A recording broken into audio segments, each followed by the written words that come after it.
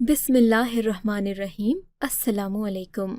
میں اسلام آباد قائد اعظم یونیورسٹی میں طالبہ تھی جب میری سندھ کی ایک سہیلی مجھ سے کہنے لگی کہ میں تمہیں اپنے گاؤں لے کر جانا چاہتی ہوں، وہاں پر بہت سارے کھیل تماشے ہوتے ہیں، ویسے بھی میری ایک کزن کی شادی ہے، تم اسلام آباد والی لڑکیوں کو گھر سے اجازت ملنے کا بھی مسئلہ نہیں ہوتا، سو تم میرے ساتھ چلو، میں تمہیں اپنے گاؤں کی بہاریں دکھاؤں گی جنہیں دیکھ کر تمہیں شہر بے رونق اور پھیکا لگے گا۔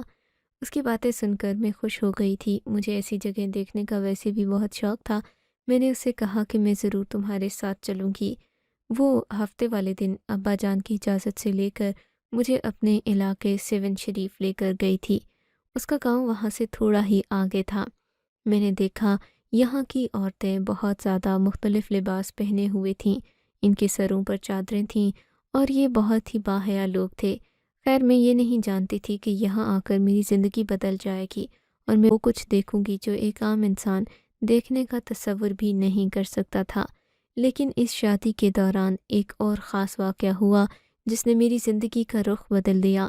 وہ یہ کہ میری سہیلی کے ایک دور پار کے رشتہ دار نے مجھے پہلی ہی نظر میں دیکھا تو پسند کر لیا، اور پھر جب میں وہاں سے واپس اسلام آباد آئی تو مجھے ایک نمبر سے میسج آیا۔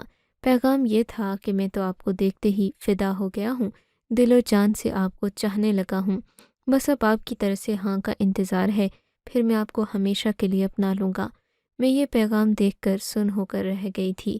اتنا بڑا اور خوبصورت اظہار محبت آج تک مجھ سے کسی نے نہیں کیا تھا، لیکن سندھ بہت دور تھا، ہم اسلام آباد میں رہتے تھے اور اس اتنے دور علاقے میں جانا میرے لیے ممکن نہیں تھا، سو میں نے معذرت کر لی، پر میں کیا جانتی تھی کہ میری ایک فلمی کہانی کا آغاز ہونے والا ہے۔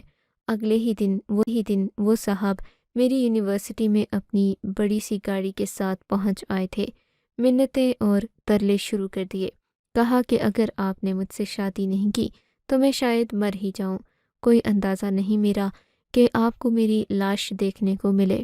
میں اتنی جنونی محبت دیکھ کر ڈر گئی تھی، مجھے اس طرح کا جنونی انسان نہیں چاہیے تھا، لیکن میری سبھی سہیلیاں مجھ پر رشک کرنے لگیں، کہنے لگیں کہ ایسا لڑکا تو بہت کم لڑکیوں کو نصیب ہوتا ہے، اتنی شان و شوکت، یہ گاڑیاں، محلات، تم پاگل تو نہیں ہو کہیں؟ یہاں پر اس شہر میں کیا کرو گی؟ ساری زندگی نوکری کر کے سڑتی رہو گی، اس سے اچھا ہے کہ ایک نواب تمہیں شادی کی پیشکش کر رہا ہے تو مان جاؤ۔ میں نے بھی دیکھا شہریار واقعی بہت امیر لڑکا تھا، اس کے پاس کسی چیز کی کمی نہیں تھی، بلکہ کوئی بھی دیکھتا تو وہ یہی سوچتا کہ اس جیسی دولت ہمارے پاس ہو تو ہم خود کو دنیا کا خوش قسمت ترین انسان سمجھیں۔ میں نے اپنے اماں ابا کو بتایا، انہوں نے بھی جب شہریار کی دولت دیکھی تو متاثر ہوئے بغیر نہیں رہ سکے، پر وہ یہ نہیں جانتے تھے کہ شہریار ایک بہت ہی مختلف شخصیت کا مالک ہے۔ شہریار کو گھوڑوں کا بہت شوق تھا، اس نے مجھے اپنی کافی ساری تصاویر دکھائیں، میں تو اس کو دیکھ کر دل ہی دل میں فدا ہو گئی، لیکن میں نے ظاہر کیا جیسے مجھے کوئی فرق نہیں پڑا۔ خیر سے میں اس شادی کے لیے مان گئی تھی۔ میری شادی خیر و عافیت سے ہوئی تھی، لیکن شادی کے دن میرے رشتہ داروں کے منہ کھلے کے کھلے رہ گئے تھے۔ اتنی شاندار شادی انہوں نے زندگی میں پہلی بار دیکھی تھی۔ میرے سسرال والوں نے مجھے 15 تولے سونے چڑھایا تھا، جسے دیکھ کر سب کی آنکھیں پھٹی کی پھٹی رہ گئی تھیں۔ میں تو سوچ بھی نہیں سکتی تھی کہ میری زندگی میں اتنی بڑی بہار وہ بھی اس طرح سے آ جائے گی کہ میں خود کو سنبھال نہ پاؤں گی۔ خیر سے شادی ہو کر میں اپنے شوہر کے گھر آ گئی تھی، لیکن شادی کی رات ایک عجیب واقعہ ہوا۔ میں اپنے کمرے میں بیٹھی اپنے شوہر کا انتظار کر رہی تھی کہ ایک لڑکی میرے پاس آئی اور کہنے لگی، آپ سو جاؤ، شہریار صاحب کافی دیر سے آئیں گے۔ میں نے حیران ہو کر پوچھا کہ تم کون ہو اور شہریار صاحب کیوں دیر سے آئیں گے؟ بولی کہ ان کے دوستوں نے انہیں پکڑ رکھا ہے، وہ ان سے کوئی شرط منوانا چاہتے ہیں۔ وہ کیا شرط؟ میں نے حیرت سے پوچھا۔ وہ لڑکی جیسے یہ سب سن کر ڈر گئی ہو۔ بی بی جی مجھے معاف کر دیں، اگر کوئی پوچھے کہ میں یہاں کمرے میں آئی تھی تو منع کر دیجیے گا، ورنہ تو میری زندگی برباد ہو جائے گی۔ یہ کہہ کر وہ وہاں سے بھاگ کر چلی گئی۔ میں سوچنے لگی کہ آخر اس چھوٹی سی لڑکی کی زندگی کیوں برباد ہوگی؟ ایسا بھی کیا کہہ دیا اس نے؟ ابھی میں بیٹھی ہی ہوئی تھی کہ کمرے کا دروازہ کھلا۔ میری ساس سندھی چادر اوڑھے کمرے میں نمودار ہوئیں۔ وہ بہت تیکھی طبیعت کی لگ رہی تھیں، لیکن اس وقت انہوں نے اپنے چہرے پر تو جیسے کوئی اور ہی نقاب اوڑھ رکھا تھا۔ کہنے لگیں بیٹی تم تھک گئی ہوگی، شہریار ابھی نہیں آئے گا، سے ہی آئے گا، تم سو جاؤ۔ یہ سن کر تو میرا دل ہی ٹوٹ گیا تھا۔ کہاں وہ شہریار جو میرے پیچھے دیوانہ تھا، اور کہاں یہ جو شادی کی رات مجھے دیکھنے بھی نہیں آیا۔ کیا وہ مجھے جان بوجھ کر نظر انداز کر رہا تھا؟ شاید نہیں، یہ یہاں کی رسم ہوگی۔ میں نے دل میں سوچا۔ غسل خانہ جو کہ میرے کمرے کے ساتھ ہی اٹیچ تھا، میں نے جا کر اس میں اپنے کپڑے تبدیل کیے، اپنا میک اپ وغیرہ صاف کیا۔ میری آنکھوں سے آنسو اترنے لگے تھے۔ میں تو شہریار کے لیے تیار ہوئی تھی، پر کیا فائدہ جب اس نے مجھے دیکھا ہی نہیں۔ میں نے آرام دہ کپڑے زیب تن کیے اور کمرے کو کنڈی لگا کر سونے کے لیے لیٹ گئی۔ تقریباً 2-3 گھنٹے ہی گزرے ہوں گے۔ رات کا یہ نہ جانے کون سا پہر تھا، شاید صبح کے 4 بجے ہوں گے جب دروازے پر دستک ہوئی۔ میں نے دروازہ کھولا۔ ظاہر ہے اب گھر میں کوئی اور تو ہو نہیں سکتا تھا، میرا شوہر ہی ہونا تھا۔ میں نے دروازہ کھولا تو سامنے ایک اور آدمی کھڑا تھا۔ اسے دیکھ کر میری حیرت اور خوف کی انتہا نہ رہی۔ لڑکے کی عمر تقریباً 20 سال ہوگی۔ یہ لڑکھڑاتا ہوا آگے بڑھنے لگا۔ تبھی پیچھے سے میری ساس اماں دوڑی ہوئی آئیں۔ ارے بیٹا کس کمرے میں جا رہے ہو؟ تمہارا کمرہ دوسری طرف ہے۔ مجھے غور کرنے پر پتہ چلا کہ وہ لڑکا شاید میرا دیور تھا، اور میری ساس اسے گھسیٹ کر دوسری طرف لے کر جا رہی تھیں۔ بیٹی تم دروازہ کھولنے سے پہلے آئندہ پوچھ لینا کہ باہر کون ہے۔ اصل میں بچوں کو پتہ نہیں چلتا، سب دروازوں کا ڈیزائن ایک جیسا ہے۔ میں اپنی ساس کی چالاکی پر حیران رہ گئی۔ نشے میں دھت اپنے بیٹے کو وہ دوسرے کمرے میں لے گئیں تو میں سوچنے لگی کہ شاید میرے شوہر نے بھی اتنا ہی نشہ کیا ہوگا۔ مجھے یہ سب بہت برا لگا تھا، لیکن میں کیا کر سکتی تھی؟ اب بہا کر یہاں آ گئی تھی، ان لوگوں پر تنقید بھی نہیں کر سکتی تھی، نہ ہی کوئی اعتراض کر سکتی تھی۔ اس کی وجہ یہ ہے کہ میں نے اپنے ماں باپ کو رضامندی دی تھی کہ میں شہریار سے ہی شادی کرنا چاہتی ہوں۔ اب میں کس منہ سے انہیں کہتی کہ شہریار کے گھر والے تو نہ کرتے ہیں؟ خاموشی ہی اس چیز کا حل تھا۔ میں چاہتی تھی میں دیکھوں شہریار کیسا انسان ہے۔ صبح کے 6 بجے شہریار گھر داخل ہوا۔ اس نے نشہ تو نہیں کیا ہوا تھا، لیکن اس کے چہرے سے لگ رہا تھا جیسے وہ بہت پریشان اور تھکا ہوا ہو۔ آتے ہی بستر پر ڈھہ گیا، بولا معاف کرنا مجھے دیر ہو گئی، دراصل میرے دوستوں نے مجھے اپنی محفل میں بٹھا لیا، اور تمہیں تو پتہ ہے ہم گاؤں کے لوگ ہیں، یہاں پر ایسی محفلیں بہت ہوتی ہیں۔ پھر میں اپنے دوستوں کے ساتھ گھوڑے دیکھنے چلا گیا تو بہت دیر ہو گئی تھی۔ میں اس کی باتیں سن کر چپ ہو گئی۔ میں نے کہا کوئی بات نہیں۔ میں اٹھ گئی تھی، اسے میں نے کہہ دیا کہ آپ سو جائیں۔ کہنے لگا میں 2-3 گھنٹے بعد اٹھوں گا، پھر باقی مہمان آنا شروع ہو جائیں گے تو ان سے بھی ملاقات کرنا ہوگی۔ خیر وہ سو گیا۔ میں سوچنے لگی کہ کیا شہریار واقعی میرے قابل تھا، یا پھر میں نے یہ فیصلہ کرنے میں جلدی کر دی۔ پچھتاوا مجھے بار بار کاٹ رہا تھا۔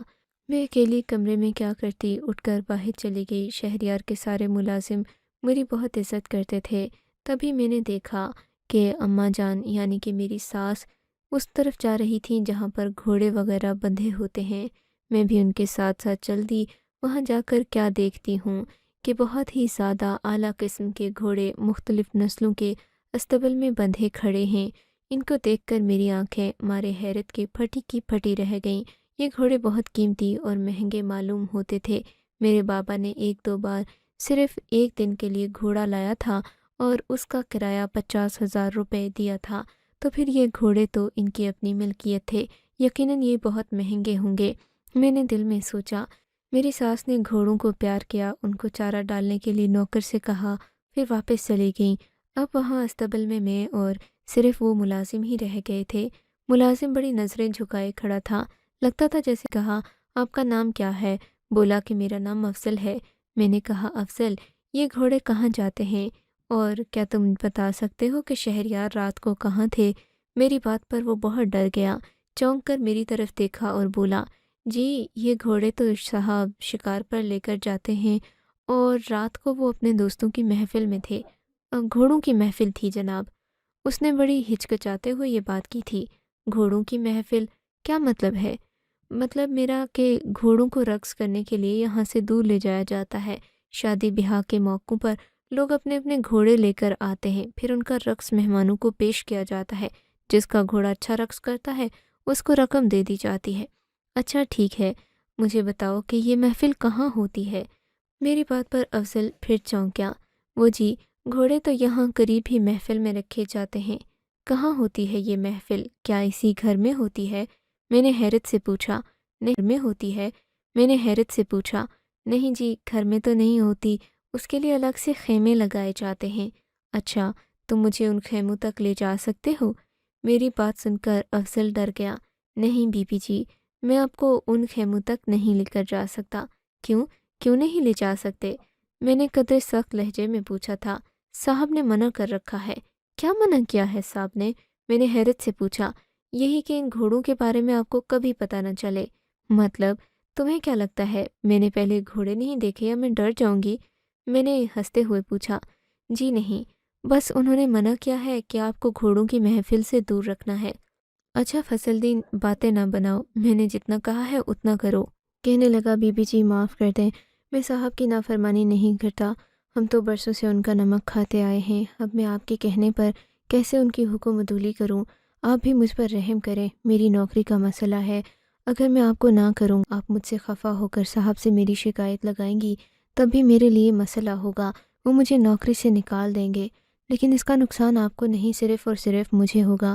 میں اس ملازم کی مجبوری سمجھ گئی تھی، وہ دونوں ہی صورتوں میں بہت زیادہ مجبور تھا، اس کے ہاتھ میں کچھ نہیں تھا۔ میں نے کہا چلو ٹھیک ہے، بس تم مجھے یہ بتا دو کہ وہ راستہ جاتا کدھر کو ہے اور یہ گھوڑوں والی محفل کب ہوتی ہے؟ کہنے لگا ہاں یہ میں آپ کو بتا دوں گا، لیکن آپ کو جانا خود ہوگا، میں آپ کے ساتھ ہوا تو مجھ پر الزامات لگ جائیں گے۔ اس نے مجھے خفیہ طریقے سے وہ راستہ بتا دیا جہاں پر گھوڑوں کی محفل ہر ہفتے ہوا کرتی تھی۔ کہنے لگا آپ وہاں پر کچھ بھی غیر معمولی دیکھیں تو اس پر کوئی رد عمل مت دیجیے گا، ورنہ صاحب چوکنے ہو جائیں گے اور آپ کو بہت زیادہ اذیت بھی دیں گے۔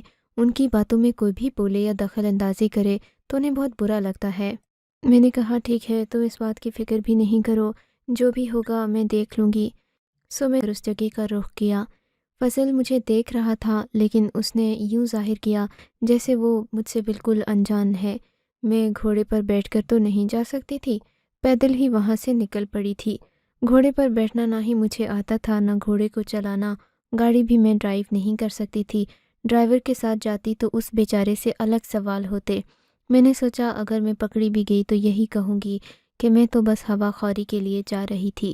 افضل مجھے بار بار روکنے والے اشارے کر رہا تھا پر میں نہ رکی، گھر سے چل پڑی۔ اس نے کہا تھا کہ چیک پوسٹ آئے گی، اس کے بعد تقریباً 1 کلومیٹر سیدھا چلنا ہے۔ چلتے چلتے میں آگے پہنچ گئی، مگر ابھی میں آدھے راستے میں ہی پہنچی تھی کہ ایک گاڑی تیزی سے آ کر میرے پاس رکی۔ گاڑی کا شیشہ نیچے ہوا تو دیکھا شوہر موصوف غصے سے مجھے گھور رہے ہیں۔ یہ تم کہاں جا رہی ہو؟ تمہیں کچھ احساس ہے کہ تم اس علاقے میں اکیلے گھوم پھر نہیں سکتی؟ یہ ہمارا علاقہ ہے، اسلام آباد نہیں، تمہیں نہیں سکتی؟ یہ ہمارا علاقہ ہے، اسلام آباد نہیں، تمہیں پتہ ہے کہ لڑکیوں کا باہر نکلنا کتنا معیوب سمجھا جاتا ہے، چلو میری گاڑی میں بیٹھو اور گھر چلو، مجھے پتہ نہیں تھا کہ تم یہاں پر اتنی دور آ چکی ہوگی۔ تمہیں کچھ احساس ہے میری عزت کا؟ یہاں پر 4 لوگ مجھے عزت کرتے ہیں، مجھے سلام کرتے ہیں، میری عزت کرتے ہیں، تمہیں ایسا نہیں کرنا چاہیے تھا۔ میں اپنے شوہر کی ان باتوں سے بہت ڈر گئی تھی، ویسے بھی اس جگہ پر کسی بھی عورت کی ہمت نہیں تھی کہ وہ اپنے شوہر کے سامنے بولے یا پھر زبان درازی کرے، سو میں خاموشی سے ان کی باتیں سنتی چلی گئی، یہاں تک کہ گھر آ گیا۔ کہنے لگی لگتا ہے تمہیں گھومنے پھرنے کا شوق ہے۔ اب وہ اچھے مزاج میں مجھ سے باتیں کرنے لگے، تو میں تمہیں دبئی گھمانے پھرانے لے کر جاؤں گا، تم وہاں دیکھ کر سب کچھ خوش ہو جاؤ گی، دیکھنا تو صحیح، اس قدر خوشیاں تم نے زندگی میں پہلی بار دیکھی ہوں گی۔ میں بھی خوش ہو گئی تھی کہ چلو، شہریار کا غصہ تو اترا، پر میں کیا جانتی تھی کہ دبئی جا کر مجھے اور کون کون سے نظارے دیکھنے کو ملیں گے۔ اگلے ہفتے ہی کی ٹکٹ کرا لی گئی۔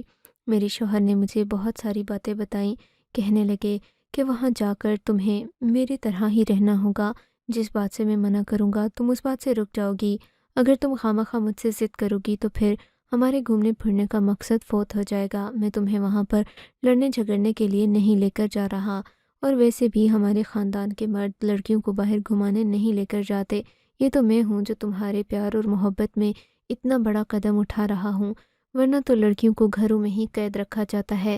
میرے جتنے بھی چچا زاد بہن بھائی ہیں وہ سارے اسی طرح کرتے ہیں، میں نے کبھی کسی مرد کے ساتھ عورت کو باہر جاتا نہیں دیکھا۔ ہاں اگر ہسپتال میں لے کر جانا ہو یا کوئی ایمرجنسی ہو تو تب عورت کو باہر لے جایا جاتا ہے، ورنہ نہیں۔ میں یہ باتیں سن کر بڑی حیران ہوئی تھی۔ میرا شوہر مجھ پر احسان کر رہا تھا، لیکن میں خوش تھی کہ چلو جو بھی ہے وہ مجھے گھمانے پھرانے لے کر تو لوگ دبئی پہنچ گئے۔ یہاں کی خوشیاں واقعی قابل دید تھیں۔ میں نے دیکھا میرا شوہر یہاں آ کر ایسے گھوم پھر رہا تھا۔ میں حیران ہو گئی کہ میرے شوہر کے پاس اتنی بے پناہ دولت ہے۔ پھر ایک دن ایک عجیب واقعہ ہوا۔ میرا شوہر شام کو ہوٹل میں آیا تو اس کا موڈ بڑا عجیب سا لگ رہا تھا۔ کہنے لگا کہ آج ہم نے رات کو صحرا میں جانا ہے۔ میں اس کو دیکھ کر پریشان ہو گئی۔ میں نے کہا عادل آپ صحرا میں رات گزاریں گے، وہ بھی مجھے چھوڑ کر؟ کہنے لگے کہ ہاں تمہیں تو کوئی اعتراض نہیں ہونا چاہیے کیونکہ یہ ہوٹل بالکل بھی محفوظ ہے۔ یہاں پر کوئی ایسی بات نہیں کہ تمہیں فکر کرنے کی ضرورت ہو، تم رات کو یہاں آرام سے رہ سکو گی۔ میں نے کہا میں صحرا میں نہیں جا سکتی کیا؟ آپ مجھے وہاں لے جائیں۔ کہنے لگے پاگل ہو گئی ہو کیا؟ وہاں تو گھوڑوں کی محفل ہے۔ وہ عجیب سے انداز میں مسکرانے لگے۔ کیا مطلب گھوڑوں کی محفل ہے؟ تو آپ مجھے لے کر نہیں جائیں گے کیا؟ گھوڑے دیکھنا کیا ناجائز ہے؟ میری بات پر وہ ہنس پڑے اور کیا ناجائز ہے؟ میری بات پر وہ ہنس پڑے اور بولے ارے میری بھولی بیوی ایسا تو کچھ بھی نہیں، لیکن تم سمجھا کرو وہاں پر صرف مرد ہوں گے اور 2-4 لڑکیاں ہوں گی۔ 2-4 لڑکیاں ہوں گی تو پھر تو مجھے ضرور جانا چاہیے۔ آپ کے باقی دوستوں کی بیویاں اگر آ رہی ہیں تو میں کیوں نہیں جا سکتی؟ میری بات پر اس نے ماتھے پر بل ڈال دیے اور بولا میں نے جو کہہ دیا وہ سو کہہ دیا، تم میرے ساتھ نہیں جاؤ گی، میں اکیلا جاؤں گا اور پھر صبح واپس آ جاؤں گا۔ میں نے کہا کہ میں ایسا نہیں کر سکتی، آپ کو مجھے ساتھ لے کر جانا ہوگا، اکیلی ہوٹل میں رہ کر کیا کروں گی؟ میرے شوہر نے مجھ سے بات نہیں کی، وہ تیار ہونے لگا۔ میں نے بھی اچھے کپڑے پہن لیے۔ اس نے کہا کہ تم یہیں رکو ورنہ بہت برا ہوگا۔ میں ان کے سخت انداز سے بہت ڈر گئی تھی، سو میں بیٹھ گئی، پر میں اپنے شوہر کے بغیر بالکل بھی وقت نہیں گزارنا چاہتی تھی، سو میں نے اس کا پیچھا کرنا شروع کر دیا۔ جیسے میرا شوہر وہاں سے نکلا میں بھی ایک گاڑی میں بیٹھ کر اس کا پیچھا کرنے لگی۔ میں نے اس آدمی کو جب بتایا کہ میرا شوہر مجھے چھوڑ کر کسی محفل میں جا رہا ہے تو وہ بھی ہنس پڑا۔ اس نے میرے ساتھ ساتھ میرے شوہر کی گاڑی کا پیچھا کیا، یہاں تک کہ بہت دور ایک صحرا میں جا کر اس نے اپنی گاڑی روک دی تھی۔ یہ صحرا نہیں تھا بالکل بھی، ایسا لگتا تھا جیسے یہاں کوئی نئی دنیا آباد ہے۔ سمندر کے کنارے بڑے ہی خوبصورت طریقے سے ایک چھوٹا سے خیمے لگائے گئے تھے، آس پاس گھوڑے بھی تھے۔ میں سمجھ گئی کہ گھوڑوں کی محفل ہی ہونی ہے۔ میں نے اس شخص سے کہا تم ایک رات کے لیے کیا مجھے یہاں پر اپنی گاڑی میں رہنے دے سکتے ہو؟ بولا کہ ایسا ممکن نہیں ہے، مجھے اگر یہاں پر کھڑا ہوا کسی نے دیکھ لیا تو میرے لیے مصیبت ہو جائے گی۔ آپ ایسا کریں اپنے شوہر سے بات کر لیں، انہیں کہہ دیں کہ میں یہاں پہنچ گئی ہوں، وہ آپ کو اپنی گاڑی میں ہی بیٹھنے دے دیں گے۔ ویسے بھی یہ امیر لوگ ہیں، ان کے یہاں بہت سارے دوست ہیں، میرے لیے میرے جیسے عام انسان کے لیے مشکل ہو جائے گا۔ میں ہوں بھی پاکستانی، آپ کو پتہ ہے کہ ہماری باہر کے ملکوں میں عزت ویسے بھی نہیں ہوتی۔ میں نے کہا کہ چلو ٹھیک ہے۔ میں نے اپنے شوہر کو فون کیا، بتایا کہ میں تمہارے پیچھے ساحل سمندر پر آ گئی ہوں۔ اس کا غصہ دیکھنے والا تھا، آواز جیسے پھٹ جائے گی۔ بولا کہ میں نے تمہیں منع بھی کیا تھا، اب تم یہاں پر کیوں آ گئی ہو؟ میں نے کہا تم مجھے اپنی گاڑی میں بٹھا دو، میں باہر نہیں آؤں گی، بس مجھے اطمینان رہے گا کہ میں اپنے شوہر کے قریب ہوں۔ وہ غصے سے آیا، اس نے گاڑی کا دروازہ کھولا، مجھے اندر دھکیلا اور باہر چلا گیا۔ میں پریشان بیٹھی تھی، بس میں رونے کو تھی، دبلی پتلی سی تھی۔ گاڑی کا شیشہ کھول کر بیٹھ گئی۔ میرے شوہر نے گاڑی کو لاک لگا دیا تھا، میں باہر نہیں جا سکتی تھی۔ آدھی رات کا وقت تھا جب مجھے موسیقی کی آواز آنے لگی۔ وہ گھوڑے تو وہیں پر بندھے ہوئے تھے، گھوڑوں کا رقص تو کہیں نظر نہیں آ رہا تھا۔ میں نے دیکھا کہ موسیقی اور گانے بجانے کی آوازیں آ رہی تھیں۔ پہلے تو مجھے اچھا لگ رہا تھا، لیکن پھر ایک لڑکی کے چیخنے کی آواز آنے لگی۔ یہ دیکھ کر میں چوکنا ہو گئی تھی۔ مجھے لگا جیسے یہ لڑکی مدد کے لیے پکار رہی ہو۔ گاڑی کا دروازہ لاک تھا، میں یہاں سے نکل بھی نہیں سکتی تھی۔ پھر میں نے ایک عجیب کام کیا، کوئی دیکھ نہیں رہا تھا، میں نے نیچے ریت میں چھلانگ لگا دی تھی۔ میں بڑی مشکل سے گاڑی کے دروازے سے باہر نکلی، بھاگتی ہوئے اس خیمے تک گئی جہاں میرا شوہر اندر بیٹھا ہوا تھا، اور اس نے کہا تھا کہ یہاں گھوڑوں کی محفل ہے۔ میں نے دیکھا ایک معصوم سی لڑکی کو 2-3 مردوں نے دبوچا ہوا تھا، ان میں میرا شوہر بھی شامل تھا۔